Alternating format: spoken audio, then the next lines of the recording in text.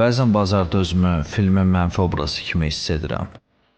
Hər dəfə əməliyyata girəndə sanki bazar mənə baxıb deyir: "Axır ki bu gəldi, qoy indi stopunu partladım." Əgər səndə də vəziyyət belədirsə, bu video sənin üçündür. Əslində sən tək deyilsən. Sənə elə hiss etdirməyin səbəbi var. Bazarda sənin əleyhinə oynayan smart pullar var. Yəni banklar, institutlar, böyük qardaşlar deyək. Və bu smart pullar bazarda elə izlər buraxır ki, biz onları oxuya bilsək, artıq onlara qarşı yox, onlarla bir yerdə hərəkət edə bilərik. Bax bu izlərə order block deyilir. Bugün sənə qısa dildə izah edəcəm. Order block necə yaranır, nədir və necə tapılır və ən əsası, necə sənə real əməliyyat açmağa imkan verir. Hazırsansa, başlayaq.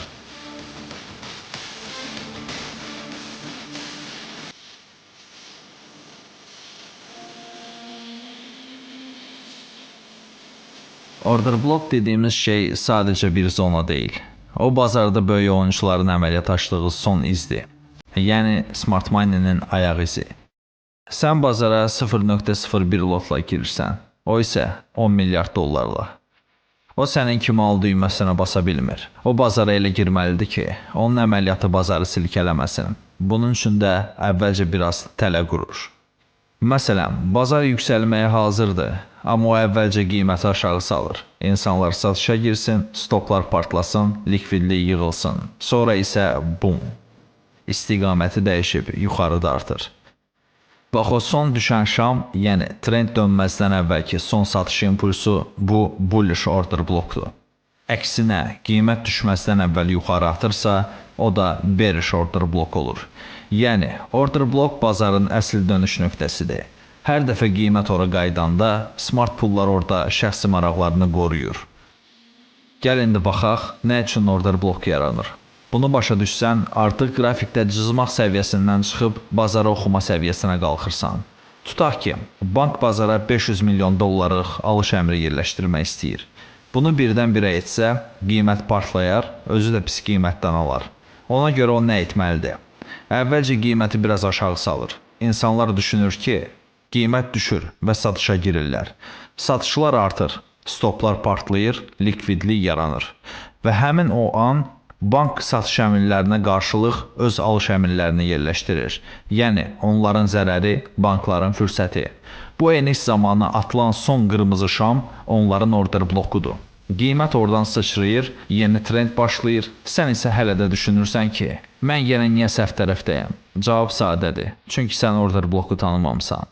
İndi keçək ən vacib yerə. Gəl addım-addım baxaq ki, bu order bloklar necə yaranır?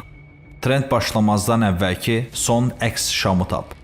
Məsələn, bazar yüksələndirsə, enən son qırmızı şamı tap. Bazar düşəndirsə, qalxan son yaşıl şam. O şamın body və wick, yəni iynəsini aralıq kimi zonaya çevir. Yəni, ora sənin üçün order blok zonası olur. Qiymət həmən zonaya qaydanda reaksiyaya bax. Əgər orada break of structure, yəni boss yaranırsa, bu entry siqnalıdır. Amma bax, hər şama order blok demək olmaz. Bazarda elə traderlər var ki, hər yuxarı aşağı gedən şama order blok deyir. Yox, bu belə işləmir. Smart money üçün order blok sadəcə rəngli zolaq deyil.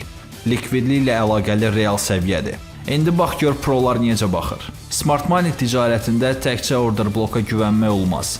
Onlar bu üç siqnalı birlikdə axtarır. Liquidity sweep, yəni stoplar partlayır, likvidlik yığılır. Break of structure, struktur dəyişir, trend istiqaməti təsdiqlənir və nəhayət order blok zonası, qiymət qayıdıb orada mitigasiya edir. Bax bu üç siqnal bir yerdə olanda artıq bu təsadüfi səviyyə deyil, bu bankların izidir. Mən özüm order blokları belə istifadə edirəm. Əvvəlcə H4 və ya H1 time framelərində əsas order bloku tapıram. Sonra qiymət ora yaxınlaşanda M15 və ya M5 time frame'ində struktur dəyişikliyini gözləyirəm. Entry-ni orada alıram, yəni giriş nöqtəsini. Risk reward isə adətən 1-in 2-dən aşağı olmur. Yəni əməliyyata girirsən, sonra rahat çayını içirsən. Çünki sən artıq smart tradersən. Gəlin indi çoxlarının qarışdırdığı breaker blok haqqında danışaq. Breaker block adından da göründüyü kimi qırılmış order blok deməkdir. Yəni, əvvəlcə bazar bir order bloka hörmət edir. Sonra isə gəlib o order bloku sındırır və onun içindən yeni istiqamətə gedir. Sadə dildə desək, əvvəl hörmət elədiyi zonanı sonradan qırıb xəyanət eləyir. Məsələn, bazar düşürdü, bir alış order blokdan qalxdı. Hamı dedi, burada güclü alış zonası var. Amma sonra nə oldu? Sonra gəldi, həmən order bloku qırdı və aşağıya yönəldi. Bax, indi o əvvəlki alış order bloku breaker bloka çevrildi və indi satış üçün zonadır. Breaker bloklar çox vaxt trap yaradır. Smart Money əvvəl sizə inandırır ki, bazar bura hörmət eləyir. Sonra isə salam, stoplarınız üçün təşəkkür edirəm deyir. Keçək növbəti sponsorship candle-a. Sponsorship candle bu çoxlarının görmədiyi, amma pro traderlərin gizli silahıdır. Sponsorship candle, qısa dildə desək SC, bu marketin son impulsdan əvvəl sponsor etdiyi şamdır. Yəni, bazar bəzən istiqamət dəyişməzdən əvvəl bir kiçik fırıldaq eləyir. O ki, bazar birdən-birə aşağı vurur, sonra dəhşətli bir impulsla qalxır. Bax, o aşağı vuran son şam çox vaxt sponsorship candle olur. Sadə dillə desək, orada hələ də likvidlik toplanır. Sonra isə əsl hərəkət başlanır. Əgər o şamdan sonra boss və ya choch, yəni change of character gəlirsə, bax bu çox vaxt Smart Money nöqtəsidir. Sonda bir şeyi yadında saxla. Order block sadəcə cizgi deyil. O bazarın kim tərəfindən idarə olunduğunu göstərən sübutdur. Smart Money ilə işləmək səbir, nizam və biraz da psixoloji sabitlik tələb edir. Çünki bazar səni yoxlayacaq.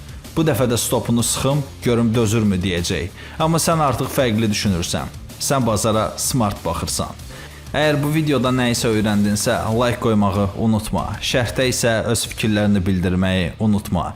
Bütün rəsmi linklər və təlim barədə suallar hamısı videonun açıqlama bölməsində.